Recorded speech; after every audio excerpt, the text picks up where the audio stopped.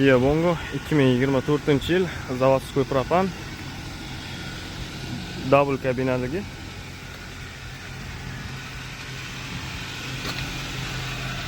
Yil 4-oy. Mashinaning holatlari juda ham ideal состоянияda, ko'rishingiz mumkin. Korishnoy BMW salon deb qo'yishadi buni. Top-toza, deyarli yangi mashina. Ikkita pulti bor mashinaning. Start stop, avtomat korobka, Tiptronic, eng fullidan GLS komplektatsiyasi, klimat kontrol, cruise kontrol, yurgan probegi 22243 km. Monitori ham o'sha yangi chiqqan 24dagidan, video registrator, zadniy vid kamera, bo'lgan hamma funksiyalari bor mashinani. Zadniy vid ko'rsatib turadi mana.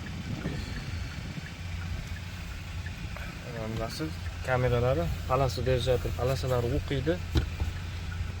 Bu 6 kishilik bo'ladi. Buni ko'tarsak, mana ko'taradigan bo'lsak, bemalol 3 kishi oldinda, keyin 3 kishi orqada o'tirib ketsa bo'ladi. Hozir orqasini ham o'tib ko'rsataman.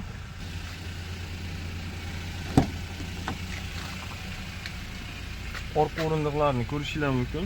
Bular porterlarga nisbatan ozgina kengroq ham bo'ladi orqasi. Chiqib o'tirganingizda tegib qolmaydi.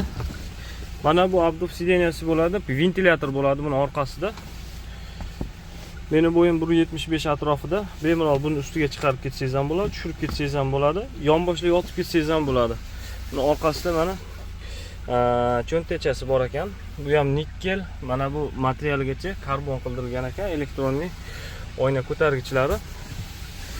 O'rindiqlarini ko'rishingiz mumkin o'sha korishnoy salonda. Xo'p, nimasi spirali bor, bunda ham orqa oynalarigacha.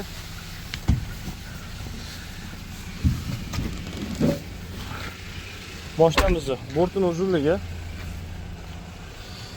220 ga 1.62 bo'ladi. Заводской propan 75 taligi.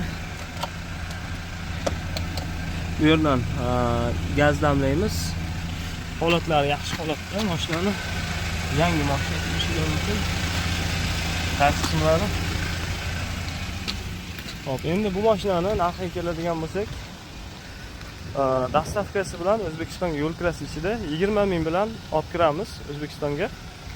Rastomoshga alohida chiqadi.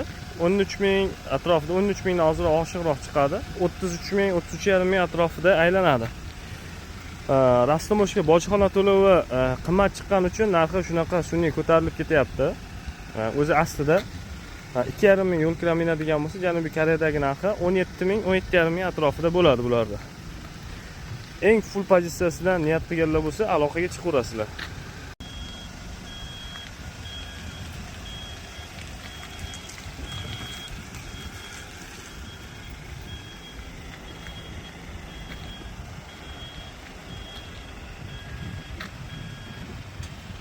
Mana bundan ham chiroyli turadi. Buni tushungan tushunadi-da.